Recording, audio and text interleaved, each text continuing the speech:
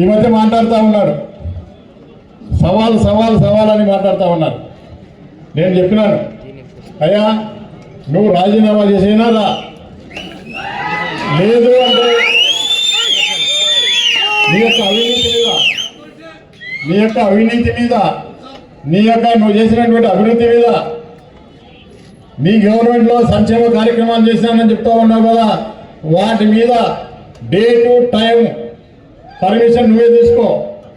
ఎక్కడ వస్తావో, petrol bunk centre అయినా సరే, లేదంటే పాల బస్ స్టాండ్ అయినా సరే, ఎక్కడ ఏ సెంటర్కి వస్తావో రా అని చెప్పిన.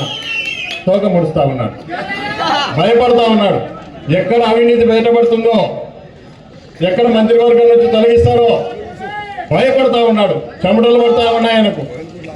నేను ఒక స్టేట్మెంట్ ఇస్తే చెమటలు పడతా ఉన్నాయి, భయపడిపోతా ఉన్నాడు.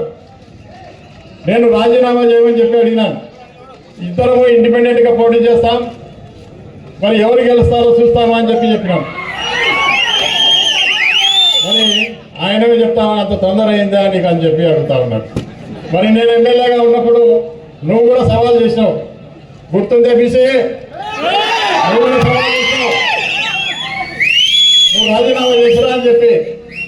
అప్పుడే మర్చిపోయినావు. ఏ ఒక్కరికి కూడా ₹1 డబ్బులు ఇవ్వకుండా పోటీ పడదాం, పోటీ పడి నాది గెలుచుకో, శాశ్వతంగా నేను రాజకీయాలు మానుకుంటానని కూడా చెప్తాను. వాళ్ళు మిమ్మల్ని పనబెట్టినాను, మిమ్మల్ని జోలపాట పాడినాను, మళ్ళీ ఏమొస్తాం, మళ్ళీ 3 సంవత్సరాలకి రా అంటున్నాను. సరే 3 సంవత్సరాలకైనా సరే, ఎప్పుడైనా వస్తాను నేను. నీకు ఒకటే చెప్తా ఉన్నా, 2029లో ఎన్నికలు వస్తాయి. ఖచ్చితంగా నిన్ను శాశ్వతంగా జోలపాట పాడిస్తాను. నేను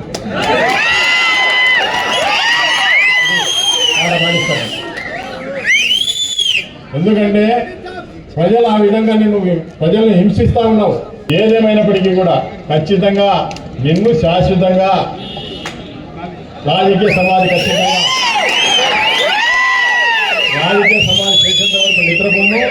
నేను చెప్తా ఉన్నాను, 2019 నుంచి 2024 ఒక ఎత్తు, 2029 నుంచి 2034 వరకు మాత్రం ఆ విధంగా ఉండదు.